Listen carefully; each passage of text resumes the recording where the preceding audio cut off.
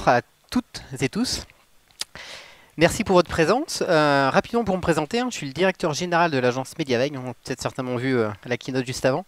Du coup, je suis dans le digital depuis une quinzaine d'années et donc on va parler aujourd'hui retour sur investissement et mesures de la transformation finale. Parce que jusqu'à présent, les mesures qui étaient les plus simples, si je puis dire, ce sont les e-commerçants, où la transaction se fait en ligne sur un parcours qui était uniquement digital, et à partir de là, on avait une mesure fine de la transformation.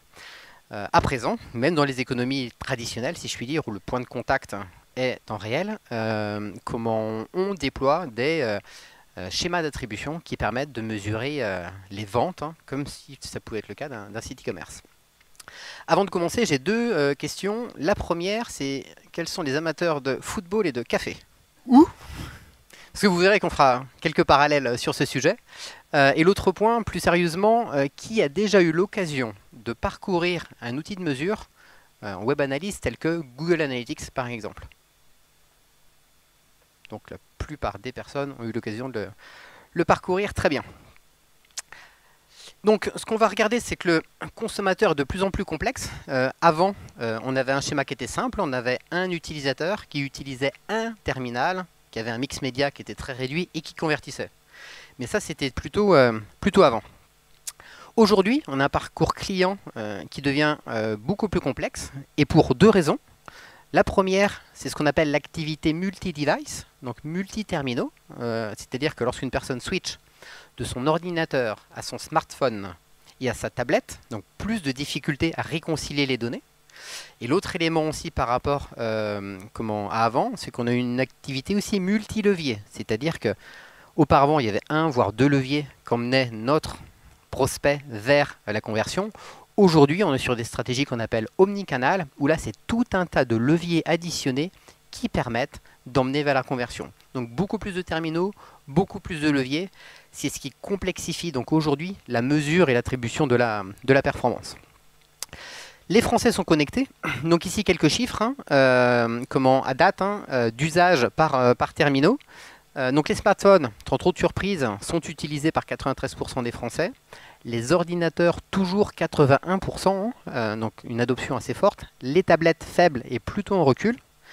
Et de nouveaux entrants sont arrivés pour simplifier les choses, tant dans la mesure que l'usage, ce sont les enceintes connectées, donc part de marché à ce jour assez faible en France, mais fortement grandissante, surtout lorsqu'on prend et l'on mesure le comportement aux États-Unis sur la consommation de l'information par la voix, et également les téléconnectés, qui sont de plus en plus utilisés aussi en fonction des secteurs d'activité. Si maintenant on se met à la place de l'annonceur, l'annonceur de son côté, il est face à des dispositifs digitaux de plus en plus complexes, une multitude de leviers, une multitude d'interactions, et la question qu'on se pose face à ça, c'est quel outil et quel schéma d'attribution je mets en place pour à la fois tirer les enseignements des scénarios gagnants, également tirer les enseignements des scénarios perdants, pour avoir le pilotage le plus objectif et fin qui soit. Je vous posais la question du café parce qu'on va prendre ici l'exemple d'un parcours client. Et il s'agit de Max qui rencontre son collègue de travail à la pause déjeuner et qui lui parle de la dernière cafetière à Broye-à-Jagrin qu'il vient d'acheter. Ça tombe bien, Max adore le café. Qu'est-ce qu'il fait? C'est que sa pause déjeuner, il va sur Google et tape achat cafetière avec broyeur à grains et tombe sur un résultat shopping qui lui permet de découvrir les différents produits existants. 2 jours plus tard, il se rend au point de vente pour consulter et découvrir en conditions réelles le produit et utilise là son smartphone pour justement comparer les prix en ce qu'il observe en point de vente et ce qu'il pourrait obtenir en ligne. Le soir même, il rentre à la maison, il en parle à sa femme, c'est le sujet de la soirée, on va changer la cafetière. Sa femme raisonnablement lui dit que c'est pas lâché du moment, qu'on va plutôt reporter ça un peu plus tard. 2 jours plus tard, Max reçoit une newsletter faisant la promotion du produit et dans la foulée voit le soir, en rentrant chez lui, une pub à la télé faisant aussi l'éloge du produit. Sa femme reconsidère le besoin et là, elle, à partir de son ordinateur personnel, fait la commande. Donc là, ce qu'on peut remarquer, c'est qu'il y a plusieurs utilisateurs, il y a plusieurs terminaux, il y a plusieurs leviers et plusieurs médias qui, de manière assez naturelle, ont contribué à emmener notre prospect du tout départ qui était stimulé vers la conversion avec différents points de contact. Et la question que l'on pose en tant qu'annonceur, c'est déjà à quel levier j'attribue la performance?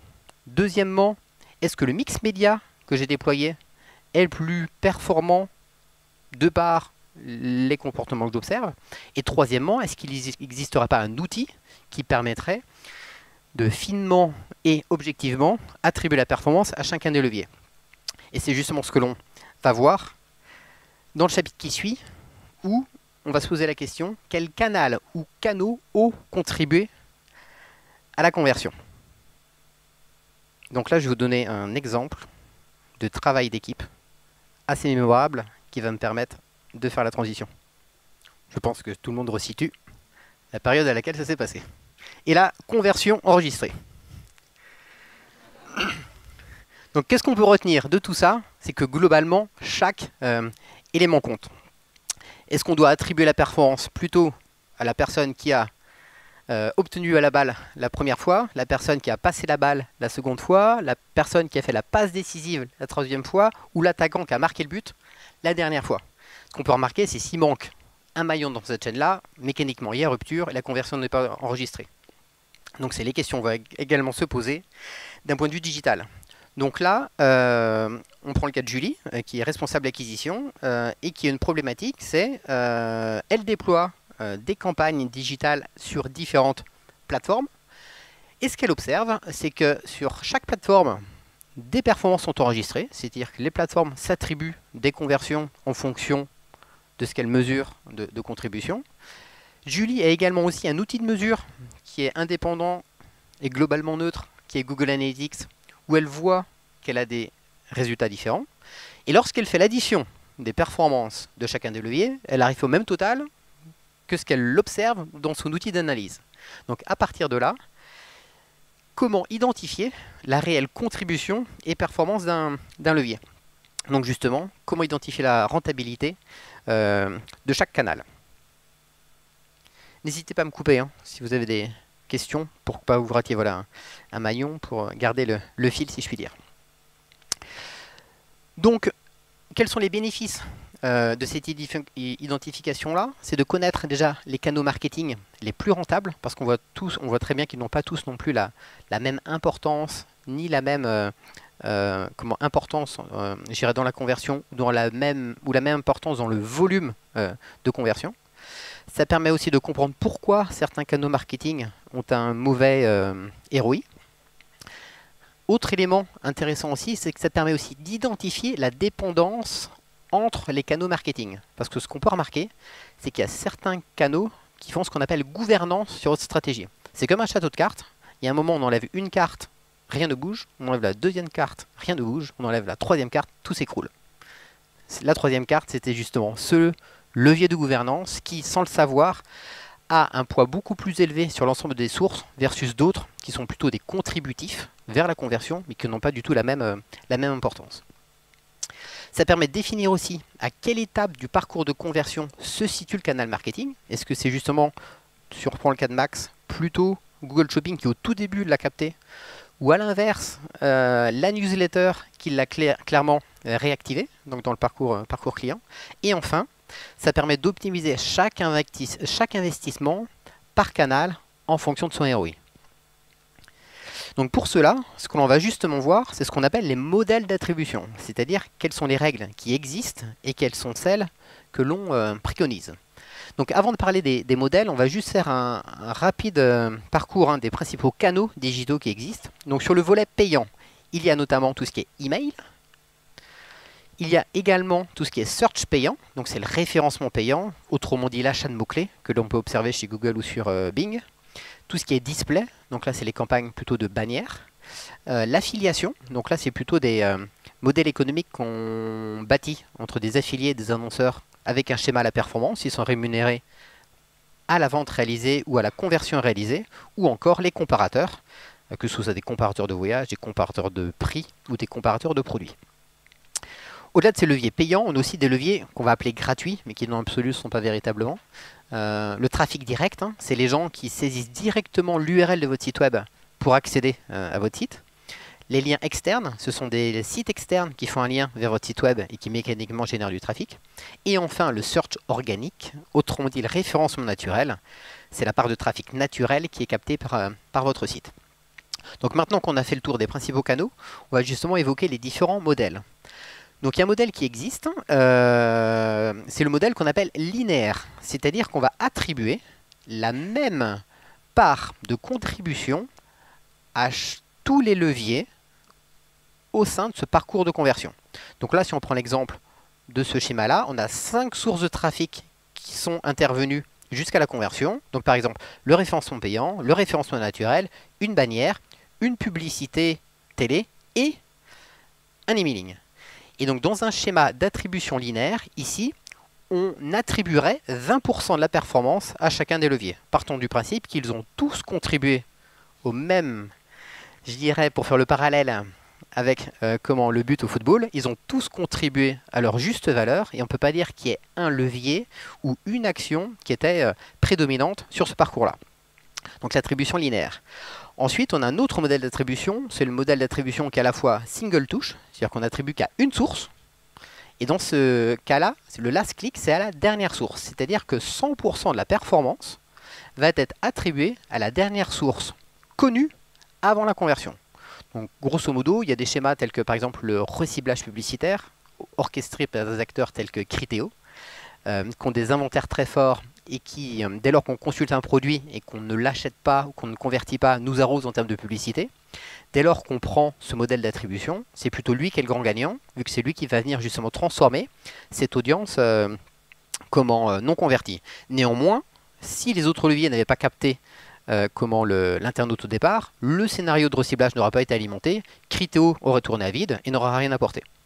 Et ce schéma, last click, dernier clic, c'est plutôt le modèle d'attribution par défaut programmé dans les interfaces et par défaut programmé dans les outils de mesure. Parce que jusqu'à présent, c'était uniquement ce levier-là qui était pris en compte parce qu'on n'avait pas la visibilité qu'on a à présent sur tous les leviers qui précédaient cette conversion. Aujourd'hui, les outils de mesure sont suffisamment fins pour en connaître plus sur le parcours client, ce qui fait qu'auparavant, on se concentrait uniquement sur la dernière source, faute de connaissances sur les autres. Donc entre nous, ce n'est pas le schéma à privilégier, dès lors que l'on sait que l'on convient que c'est la contribution de tous les leviers qui emmène à la conversion. Autre modèle d'attribution, qui est la même chose, mais qui sont parallèles opposés, c'est le first click.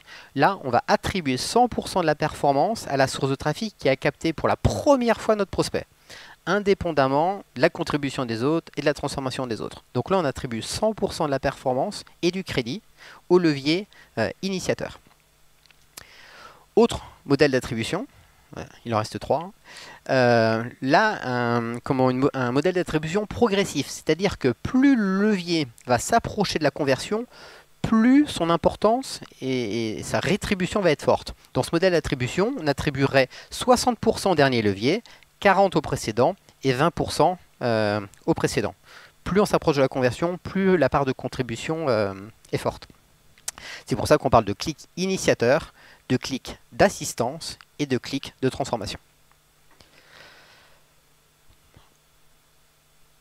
Autre modèle d'attribution, et là on tend vers celui auquel on croit, nous Mediaveil, avant de vous présenter celui vers lequel on va tendre, c'est plutôt basé sur la position. C'est-à-dire qu'on va prendre en compte tous les leviers qui ont contribué à la conversion, tout en définissant une règle qu'on estime la plus je dirais loyale et équitable, en apportant plus d'importance au premier levier, qui est le clic initiateur, et le dernier levier, qui est le clic convertisseur, tout en n'écartant pas non plus les autres leviers. Là, on serait plutôt sur un schéma, on serait à 40-40, et les autres, 20% répartis sur les leviers contributeurs. Donc ces schémas d'attribution, qui sont plutôt des schémas fixes, qu'il faut qu'on définisse au départ, peuvent être en fonction des raisonnements et ou en fonction des marchés et ou en fonction des parcours d'achat remis en question. C'est pour ça que un nouveau modèle d'attribution est arrivé il y a un peu plus de 2 ans maintenant, où l'intelligence artificielle commence à jouer son jeu. C'est le modèle qu'on appelle Data Driven, c'est-à-dire que c'est un modèle d'attribution dynamique où c'est la technologie qui va elle-même attribuer la performance en fonction des leviers qu'elle estime les plus performants dans la contribution. Concrètement, comment est-ce que cette plateforme fonctionne? Ce qu'elle va faire dans un premier temps, c'est qu'elle va lister déjà toutes les conversions, tous les parcours de navigation associés à ces conversions-là. Ce qu'il faut se dire, c'est que dans certains cas, on a autant de parcours différents que de conversions enregistrées. Elle va d'un côté historiser tous les parcours de navigation gagnants, de l'autre côté historiser tous les parcours de navigation perdants. Ensuite, elle va regarder quelles sont les sources de trafic qui contribuent le plus souvent dans ces parcours de navigation, quelles sont les sources de trafic qui contribuent le moins souvent dans ces parcours de navigation, qu'ils soient gagnants, qu'ils soient perdants. Et ensuite, elle va faire des tests. Elle va supprimer ce levier-là dans un parcours gagnant et voir l'incidence que ça a sur la conversion. Si toutefois la conversion progresse de 10% en l'ajoutant, du coup on aura 10% de crédit accordé à cette source-là. Si toutefois l'ajout de cette source de trafic, un modèle perdant, et que grâce à ça, le modèle devient gagnant, 100% de la performance sera attribuée à cette source de trafic-là, et ainsi de suite. Donc ce que l'on remarque, c'est que d'un côté, les technologies deviennent de plus en plus intelligentes, d'un autre côté, les modèles deviennent de plus en plus auto-apprenants. D'un autre côté, ce qu'on observe aussi, c'est qu'on a des scénarios comme de plus en plus variés, de plus en plus complexes, et que humainement, il devient de plus en plus compliqué de digérer ces informations-là, et que dès lors qu'on arrive à modéliser ces parcours d'attribution, on est sur des choses assez cohérentes, assez évolutives, et on colle clairement aux usages du moment. Deux limites à ce schéma-ci. La première, c'est en termes de raisonnement. Faut être prêt à changer les règles du jeu en continu et faire confiance à la technologie. Autre limite de ce modèle d'attribution, c'est le volume de données. C'est-à-dire que pour que l'algorithme tourne, pour que l'algorithme se nourrisse et tire les enseignements, il faut un volume de trafic et un volume de conversion suffisant pour qu'on ait vraiment des modèles pertinents. Mais en tout cas, dans l'attribution, c'est clairement des modèles vers lesquels on tend. Et l'intérêt aussi, c'est qu'on arrive davantage à réconcilier l'activité multi-device grâce à ces modèles-là. Ça va pour vous? Donc, quelles sont les dimensions à prendre en compte pour une bonne analyse? Première chose, la fenêtre d'attribution. C'est-à-dire, donc là on va parler d'espace-temps, c'est sous quel délai est-ce que l'on attribue la conversion à une source. Par défaut aujourd'hui, c'est 30 jours. C'est-à-dire qu'on va prendre en compte tous les leviers qui ont interagi dans la conversion précédant les 30 jours de la conversion. Au-delà, ils sont supprimés. Pourquoi les 30 jours? C'est que c'est parce que c'est déjà l'attribution par défaut qui est faite sur le digital et la plus cohérente par rapport au parcours qu'on observe. Donc lorsqu'on parle d'attribution, on est plutôt sur des données comparables si on a à comparer les choses avec d'autres annonceurs. L'autre élément aussi, c'est si on allongeait ce parcours de navigation, on perdrait en pertinence aussi, parce que beaucoup d'utilisateurs effacent leurs cookies et on serait encore plus confronté en allongeant ce parcours-là, et mécaniquement, ça nuirait à une bonne attribution de la performance. Et l'autre point, si on parle des 4 lettres qui dérangent la RGPD, il n'y a pas de réglementation particulière, si ce n'est l'effacement de ces données-là au-delà de 13 mois. Donc la seule limite, par contre, de cette obligation-là, c'est que la performance ne peut être observée que si on peut la comparer. L'idéal quand même, lorsqu'on compare les performances du mois de janvier, pour prendre en compte toutes ces zonalités, c'est bien de pouvoir les comparer par rapport à janvier de l'année dernière. Et cet effacement de cookies nuit à ces comparaisons-là. Donc dans l'absolu, ça ne nuit pas à l'attribution, néanmoins ça nuit à la comparaison, dans le sens où la RGPD obligeant l'effacement des données N-1, on perd ces comparaisons. Autre fenêtre d'attribution, donc là qui correspond plutôt aux médias, je dirais notoriété ou branding ou notoriété de marque, telles que sont la télé, telles que peuvent être les bannières, c'est ce qu'on appelle l'analyste post-view. A l'inverse de ce qu'on a vu avant, où le levier n'entre en compte que dès lors qu'il est cliqué, et c'est à partir de là qu'il rentre dans l'historisation qu'on peut lui attribuer la performance. Ici, le levier rentre en considération dès lors qu'il est vu, indépendamment qu'il soit cliqué. Concrètement, quelqu'un qui serait exposé à une campagne télé ou exposé à une campagne bannière, malgré qu'il ne clique pas, on lui attribuerait la performance parce qu'il a converti dans les 30 jours. Donc on est encore sur une autre philosophie, c'est qu'on mesure plutôt la performance des leviers contributifs, autrement dit, ceux qui favorisent la conversion sans pour autant la réaliser, simplement par l'affichage et non le clic. Là aussi, je vais faire un parallèle avec le football. C'est comme si on avait un attaquant qui récupère la balle et à côté de ça, un défenseur qui avait l'intention de prendre la balle, et on lui attribuerait aussi une part de performance parce qu'il avait l'intention de le faire. Ce qu'on peut aussi se dire, c'est que dans son intention de vouloir prendre la balle, peut-être qu'il a mené une attaque de défense face à l'équipe adverse et qui, grâce à ça, a empêché l'équipe adverse de prendre la balle. Donc tout est relatif.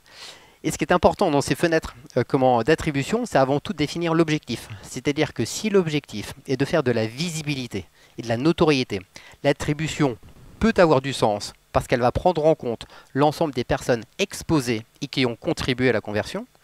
Par contre, si l'objectif est de faire de la conversion, il faut plutôt se focaliser sur les leviers qui ont été cliqués pour qu'on ait vraiment, je dirais, une audience intentionniste, et non pas une audience potentielle. Et les limites aussi juste sur l'analyse post-view, dès lors qu'on est sur des schémas de visibilité, les seules dérives qu'on peut observer, la première, c'est que c'est la multiplicité de l'exposition. C'est-à-dire que lorsqu'on a cet indicateur-là, souvent ce qu'on peut remarquer, c'est que les marques surexposent, parce que ce qui compte, c'est l'impression sur cible. Et donc du coup, c'est pas forcément très plaisant en termes d'expérience utilisateur. Et l'autre élément aussi, c'est que ça complexifie tout du moins la mesure, parce que là, on est obligé de se fier aux données plateformes, dans le sens où, vu que l'internaute n'a pas cliqué, en aucun cas ça rentre dans Google Analytics. Parce que Google Analytics ne fonctionne dès lors qu'une visite est enregistrée sur le site. Et vu que là on est sur une mesure hors visite et simplement d'exposition, on est obligé de se limiter aux données plateformes. L'analyse ne doit pas s'arrêter à l'acquisition client. Donc là on va aller au-delà de la conversion et revenir à des choses assez traditionnel, si je puis dire, c'est quels sont les clients qui vont me permettre de créer de la valeur à long terme. Autrement dit, au lieu de se focuser sur jeu du contact, déjà quels sont vos clients, quels sont vos prospects, qui sont vos clients, qui sont vos prospects, parce que ce qu'on remarque, et avant de remarquer ça, on sait très bien qu'il est plus simple de réactiver un client que de conquérir un prospect, qu'un client satisfait mécaniquement achètera plus facilement et plus rapidement qu'un client insatisfait. Et l'autre point aussi, c'est que sur certaines verticales, ce que l'on observe, c'est qu'on a des coûts d'acquisition qui sont tellement élevés, parce que le niveau de concurrence est tellement fort, et on a des clients qui en parallèle de ça ont des niveaux de marge qui sont très faibles, que si on se limite à l'acquisition que de nouveaux clients, on n'est pas rentable d'un point de vue économique les concernant. Et c'est plutôt par un acte de réactivation et de réachat qu'on pourra tendre à cet équilibre-là, autrement dit, dissocier la transaction, la conquête d'un nouveau client, pour se dire que sur ce client-là, on n'est pas rentable. Par contre, en le faisant racheter une deuxième fois, en le faisant racheter une troisième fois, on a atteint l'équilibre. La quatrième fois, on est dans la performance. La cinquième fois, on est dans la rentabilité. Et modéliser ainsi les schémas. En termes d'expérience utilisateur, c'est plutôt flatteur et c'est plutôt ce qu'on attend d'une marque ou d'une structure. Et ça permet aussi d'être beaucoup plus fin dans les stratégies d'acquisition. Et pour ça, dans le digital, on parle de la Customer Lifetime Value, autrement dit le cycle de vie du client et sa valeur associée, ce qu'on appelle la CLV. Donc là, on retrouve les modélisations de bases de données où globalement, on a 20% de clients qui sont peu rentables, 60% de clients qui sont rentables et 20% de clients qui sont très rentables. Loi de Pareto, 20% de clients les plus rentables qui peuvent faire jusqu'à 70 à 80% du chiffre d'affaires. Donc cette CLV, comment la mesure-t-on? On la mesure à partir de 3 indicateurs. Un premier indicateur, ce qu'on appelle, c'est la récence. C'est le temps qui passe entre le moment où on l'active et son premier achat. Deuxième indicateur, c'est la fréquence. C'est quelle est la fréquence d'achat de mon client. Troisième indicateur, c'est le montant. Autrement dit, quelle est la valeur de mon client? Et comment est-ce qu'on calcule la valeur du client? C'est le revenu. Autrement dit, la marge générée et pas le chiffre d'affaires. C'est-à-dire qu'on va mesurer du ROI. Et pour info, pas du ROAS. Le ROAS étant le chiffre d'affaires sur le coût. Là, le ROI, on est clairement sur la marge brute sur le coût. Et lorsqu'on parle de marge brute sur le coût, c'est pour vraiment associer les coûts à la marge que vous générez. Et aussi pour les e-commerçants, ce qui est à prendre en compte, c'est tout ce qui est aussi commande retour. C'est-à-dire qu'il y a pas mal d'e-commerçants qui vont calculer leurs revenus sur l'ensemble des commandes réalisées sans tenir compte du retour marchandise. Et le retour marchandise peut aussi, déjà donner de l'input sur la partie logistique et la satisfaction du produit. Et l'autre élément, c'est que le fait de prendre en compte cet élément-là, c'est qu'on est sur un revenu net dégagé et non pas un revenu hypothétique hors retour. Et donc du coup, à partir de là, on arrive à modéliser nos clients en prenant la période moyenne avant le réachat, la fréquence moyenne de l'achat, le montant des transactions, et on en modélise ainsi les bases de données sur quels sont mes clients les plus précieux, autrement dit, les clients qui me génèrent le plus de revenus, les clients, et à partir de là, ce qu'on regarde, c'est comment ils se comportent, mes clients rentables, néanmoins pas aussi rentables que mes clients les plus précieux. Et donc ce que l'on va faire là, c'est qu'on va modéliser les comportements et les stratégies de conquête des clients les plus précieux aux clients rentables pour les emmener vers plus de rentabilité. Et ainsi les clients les moins rentables, leur apporter le scénario des clients rentables. Et ainsi, on connaît clairement, je dirais, ces clients. Ainsi, on modélise et on scénarise finement les plans d'action. Et du coup, je prends un peu d'avance, mais donc nouveaux clients existants, segmentation des clients en fonction de leur CLV, donc clients les plus précieux, clients rentables et clients les moins rentables.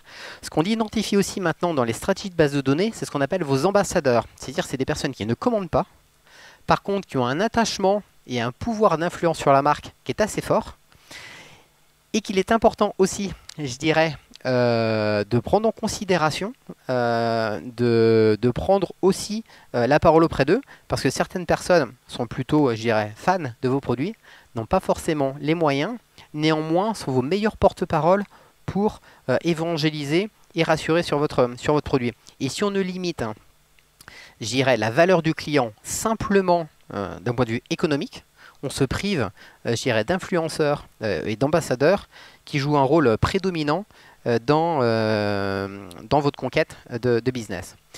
Et le troisième point, c'est la prédiction. Donc, comme je vous le disais, c'est l'adoption des scénarios gagnants aux scénarios perdants. C'est l'adoption des parcours de navigation des clients les plus précieux aux clients rentables et des clients rentables aux clients les moins rentables. Donc, l'avantage de la Customer Lifetime Value, c'est de définir les segments les plus rentables, fidéliser vos clients existants et grâce à ça, acquérir de nouveaux clients en modélisant les schémas. Donc tout ça fonctionne avec des outils, à la fois pour mesurer et réconcilier. Donc comme j'ai commencé à le citer, un outil est assez, je dirais, efficace sur le sujet. C'est Google Analytics. C'est l'un de leurs rares outils gratuits. En web analyse, les éléments à avoir en tête, il y en a trois principaux. C'est que la donnée doit être intègre, c'est-à-dire fiable. Deuxième point, la donnée doit être exhaustive, c'est-à-dire qu'il faut que l'on ait l'intégralité de la donnée et non pas une partie. Et troisièmement, granulaire, c'est-à-dire que la donnée la plus exhaustive qui soit doit offrir un niveau de finesse qui nous permettra tant, nous, dans la mesure de connaître véritablement les choses, tant dans l'intelligence artificielle pour orchestrer les choses, la finesse est vraiment un élément clé pour elle, pour aller encore plus loin dans ces scénarios. Donc intègre, exhaustive et granulaire. Pourtant, plusieurs facteurs peuvent nuire la qualité des données. La première chose, c'est l'habitude des internautes. Donc dès lors qu'il y a de la navigation privée, tout ce qu'on se dit, on ne l'a pas. Adblock, qui peuvent aussi, bon, ça reste assez marginal, mais qui peuvent aussi rentrer en compte, mais ce qui fait qu'on n'a pas une donnée exhaustive. Le changement de terminal, donc ça c'est un point sur lequel Google fait le plus gros de ses développements pour vraiment, si je puis dire, raccrocher les wagons, c'est-à-dire se dire que ce smartphone, ce PC portable, ce PC fixe et cette tablette, ça c'est le même individu.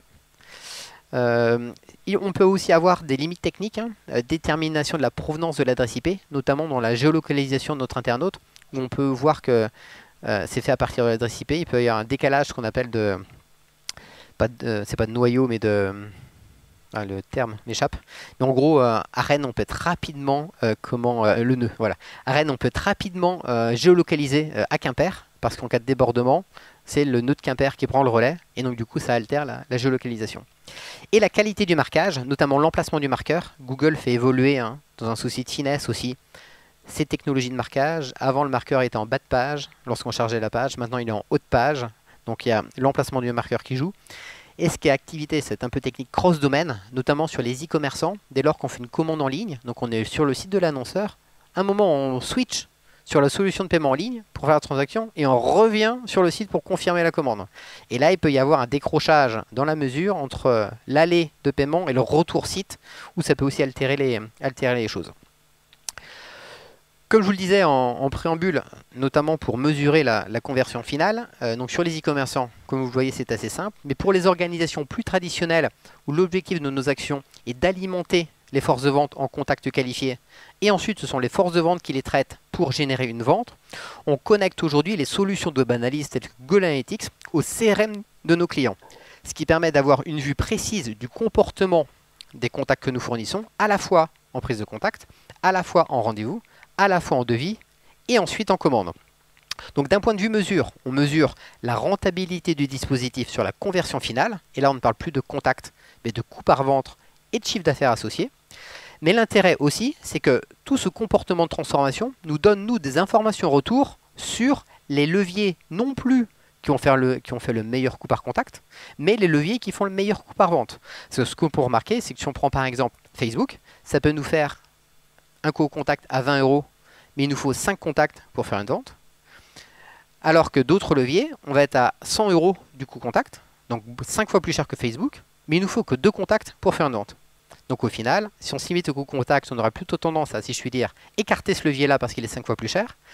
Si on monitore les campagnes et on les pilote au coût par vente, on aura plutôt tendance à favoriser ce contact-là, parce que déjà, d'un point de vue force de vente, ça leur fait traiter que 2 contacts au lieu de 5, et on a une rentabilité qui est 5 fois plus forte sur ce ratio-là. Donc entre, d'un côté, la mesure du retour sur investissement, et d'un autre côté, l'enseignement que ça offre sur le pilotage de nos campagnes, c'est exactement ce vers quoi il faut tendre pour unifier et connecter les données. Aujourd'hui, les solutions RCRM sont de plus en plus répandues, sont de plus en plus ouvertes, et cette connectivité est à faire. Donc ça ne se fait pas du jour au lendemain. Néanmoins, c'est ce vers quoi il faut tendre. L'autre point, c'est que même si on n'arrive pas à le faire automatiquement, on peut aussi le faire manuellement. C'est-à-dire que sur les solutions CRM, on peut aussi extraire l'ensemble des contacts et des ventes réalisées. On a juste, nous, un ID à partager entre les deux. Et là, on réconcilie les données de manière, je dirais, arbitraire et à date. Et ce qui permet déjà d'avoir un premier niveau de performance. Donc la connexion CRM à Google Analytics, par exemple, facilite l'accès aux données sur les clients, permet de suivre l'évolution des leads par source de trafic, mesure du coup la valeur client et rend le parcours client omnicanal. C'est-à-dire que là, l'ensemble des sources de trafic sont également prises en compte dans le coût par vente, comme on peut le faire sur la partie coût par contact. Autre modèle d'attribution, pour encore d'autres, on a parlé des sites e-commerce, on a parlé des formulaires de contact, mais il y a aussi tout ce qui est stratégie Drive to Store, où là, l'objectif, c'est de générer du point de vente en magasin. Donc on a l'exemple de Google AdWords qui permet, dès lors que on a partagé ces données de géolocalisation et que l'on accorde la mémorisation des recherches, dès lors qu'une personne recherche sur son smartphone et suite à ça ne convertit pas et se rend au point de vente, Google arrive à identifier que ce smartphone qui a fait la recherche est venu en point de vente de par l'historique de recherche qui est enregistré et également la géolocalisation qui est ouverte. Donc on ne sait pas encore si l'internaute a converti. Néanmoins, Google est en mesure de dire cette requête qui était faite sur votre site web, par cet internaute, autrement dit ce terminal, il s'est rendu dans le point de vente à cette période et donc du coup mesurer le trafic en magasin. Pour avoir une mesure sur la conversion finale, là il faut une connectivité du logiciel de caisse à Google Analytics, mais néanmoins on peut déjà avoir ce premier niveau d'information. Ce que vous avez peut-être remarqué, c'est la dématérialisation des tickets de caisse. Si on va par exemple sur Leroy Merlin, on nous demande de moins en moins notre carte et on nous donne encore moins notre ticket de caisse. Et l'intérêt de ce ticket virtuel, c'est qu'on va plutôt, au lieu de vous donner un ticket et vous demander votre carte, on va plutôt vous demander votre adresse mail. Déjà, ce sera l'élément clé pour retrouver la carte, l'élément clé pour vous adresser le ticket de caisse, c'est le prétexte de vous demander l'adresse mail. Mais grâce à cette adresse mail, on va avoir le dénominateur commun qui va nous permettre de réconcilier l'activité en point de vente, non seulement la présence, mais aussi la transformation. Et à cette adresse mail, nous, en ligne, on a un cookie. C'est-à-dire qu'un cookie de visite. On sait exactement, d'un point de vue visite, comment ce cookie, autrement dit cette adresse mail, s'est comporté. Et là, donc du coup, de manière assez simple, assez fine et assez fiable, on arrive à réconcilier les données entre une activité online et un comportement offline. Le tout avec un peu de service qui est du coup l'économie de la carte de fidélité, l'économie écologique du ticket de caisse et du coup le sens donné à la collecte de l'adresse mail pour finir le ticket et réconcilier les données. Donc c'est pour ça qu'on observe une forte dématérialisation des tickets de caisse dans les réseaux physiques. Donc pour aller plus loin, ce qui est possible de faire, c'est-à-dire que là on a parlé de connectivité entre la solution de web analyse et les données de CRM, mais on peut aussi y adosser d'autres sources telles que les données email, les données aussi de centre d'appel, les données issues des réseaux sociaux, c'est-à-dire que est-ce que ce visiteur sur mon site web qui correspond à ce visiteur sur mon point de vente grâce à son adresse mail ne serait pas cette personne ici qui me suit sur Instagram, et aussi les points de vente. Et donc du coup ce qui permet de créer cet énorme entrepôt de données qui est l'agrégation de ces trois grands environnements, c'est ce qu'on appelle les data marts. Concrètement, on va venir rassembler dans un endroit indépendant toute la donnée business vous concernant, aussi bien client que prospect, et aussi bien en ligne, CRM, point de vente. Et à partir de là, on va réunifier toutes ces données-là pour connaître l'ensemble du comportement de vos clients, identifier aussi tous les scénarios les plus efficaces et les scénarios les moins efficaces, et fournir toute l'information en retour, aussi bien sur les données de navigation. C'est là qu'on peut personnaliser le site. Si on prend le cas d'un Amazon, lorsque vous revenez sur le site, la page d'accueil ressemble à la dernière visite enregistrée. Ou lorsqu'on va sur un e-commerçant et qu'on va sur les dernières commandes du site e-commerce, on peut aussi retrouver les achats qui ont été faits en point de vente. Donc l'objectif, c'est vraiment de tendre vers une connaissance absolue de notre internaute, de réconcilier les données et d'offrir aussi l'expérience utilisateur la plus riche. Avant de parler des indicateurs, c'est bon pour tout le monde? Donc, quels indicateurs devons-nous nous donner? Donc, ce qu'on appelle KPI, Key Performance Indicator, ou encore ICP, indicateur clé de performance. Ces indicateurs permettent quoi? La première chose, c'est que ça permet déjà de mesurer la performance globale d'un site web. Grâce à un indicateur, on va savoir comment est-ce que le site se comporte. Deuxième chose, la mise en place d'indicateurs de performance permet aussi de mesurer l'impact de campagnes digitales. C'est-à-dire qu'on n'en a pas, on met en place un indicateur, on met des campagnes digitales, on regarde comment ces campagnes contribuent sur l'indicateur qu'on a défini. Et troisième chose, c'est que la mise en place d'un indicateur permet aussi de mesurer des modifications opérées au sein du site. On avait un site qui est dans une version A, avec telle performance, on le fait évoluer dans une version B. Et on regarde justement l'incrémental de performance que l'on obtient sur cet même indicateur. Donc globalement, les trois grands axes qui permettent d'évaluer.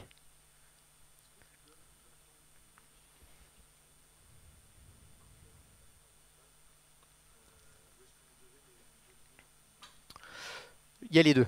C'est-à-dire qu'ils nous communiquent sur les bonnes pratiques à respecter, mais ensuite c'est à l'usage qu'on voit le meilleur compromis à trouver. Mais en tout cas, ils communiquent là-dessus parce que la seule chose, c'est s'ils ne communiqueraient pas, du coup ça altère les données et ça remettra en question la valeur ajoutée de leur solution. Donc c'est pour ça que d'un côté ils communiquent, néanmoins c'est les enseignements qui permettent tirer, je dirais, le scénario le plus objectif. Donc pour faire simple, on a défini 3 indicateurs pour apprécier la performance d'un site web. Le premier, c'est le trafic. C'est-à-dire que là, on va regarder quels sont les leviers qui sont les plus performants en termes de visites, en prenant en compte le taux de rebond, les pages vues et le revenu par session. Autrement, c'est être le lead. C'est quelles sont les sources de trafic qui me génèrent le plus de contacts. Ce qu'il faut juste avoir en tête, c'est qu'on ne peut pas avoir un objectif de trafic et de lead. Si on a un objectif de lead, de contact, le trafic devient un moyen. Concrètement, nous, dans l'optimisation de nos campagnes, soit on prend en compte le trafic le plus qualifié, indépendamment des conversions, ou soit on prend en compte le trafic générant le plus de conversions. Parce que ce n'est pas parce qu'une personne vient 4 fois sur le site qu'elle convertira. Certaines personnes viennent que 2 fois sur le site et convertissent. Dans les arbitrages, il est important de définir l'objectif principal. Et dans ce cas-là, le trafic ne devient qu'un moyen si on est sur un objectif de lead. Et l'autre indicateur est plutôt dédié aux e-commerçants, c'est le chiffre d'affaires. C'est-à-dire que là, on va faire aussi abstraction du volume de trafic généré par les leviers, mais surtout se focuser sur les leviers qui génèrent le plus de chiffre d'affaires. Donc pour faire simple, 3 indicateurs pour rassembler les objectifs qu'on peut se donner sur les grandes familles de sites. Une fois que ces indicateurs sont définis, nous ce que l'on édite, ce sont des rapports de performance où on va venir sur ces dashboards mesurer par exemple l'origine des contacts, l'origine des ventes ici. On va regarder la part de contribution des différents leviers dans la conversion, également en volume et également de façon illustrée, pour avoir aussi dans tout ça les données les plus synthétiques et pertinentes permettant de prendre les décisions d'un mois sur l'autre. Ce qui compte, c'est vraiment qu'on tende vers de la donnée décisionnelle et structurée et synthétisée, et non pas se noyer au fin fond de Google Analytics où le moindre paramétrage remettrait en question la valeur des données. Les limites de l'attribution, c'est justement de prendre en compte les canaux offline. On sait très bien, comme on se le disait, que les médias traditionnels tels que la télé, tels que l'affichage, tels que la presse, tels que la radio, aujourd'hui convertissent, voire exclusivement vers le digital. Et les limites du coup dans l'attribution, c'est justement de prendre en compte ces leviers-là. On ferait migrer du coup l'attribution vers du post-view, comme on se l'a dit, et non du post-click. Et ce qu'il faut avoir en tête, c'est que ces leviers-là sont peu générateurs de clics. Ils ont plutôt tendance à alimenter les médias digitaux qui, eux, généreront le clic. Donc la seule limite dans l'attribution par rapport à ce qu'on s'est dit ici, c'est la prise en compte des médias traditionnels. Merci à tous. Place aux questions.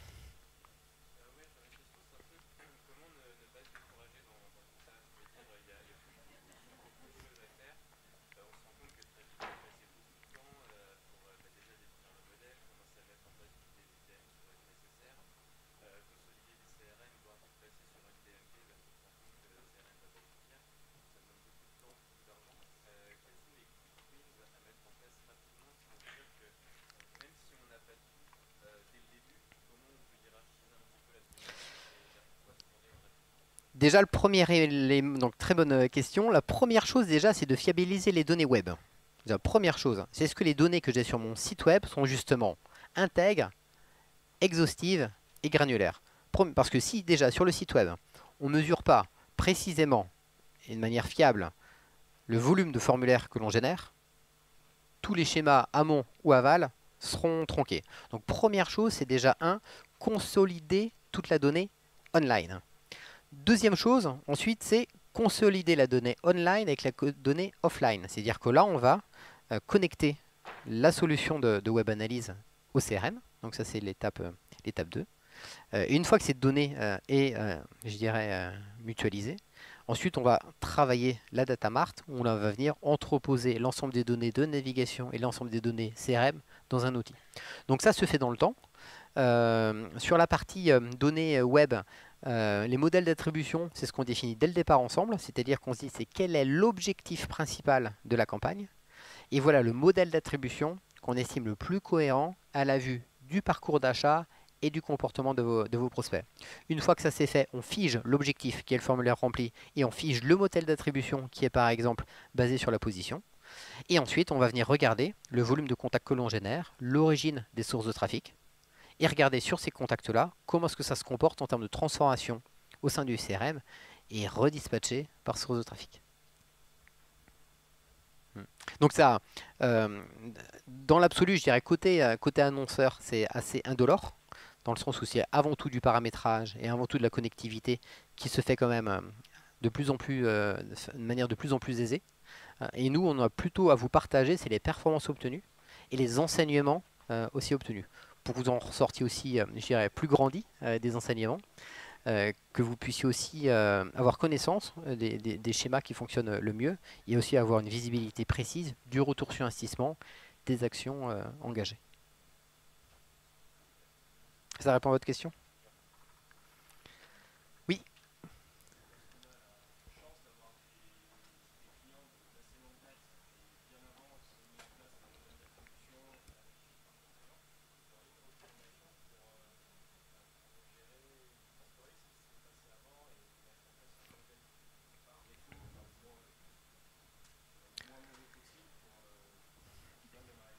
Tout à fait.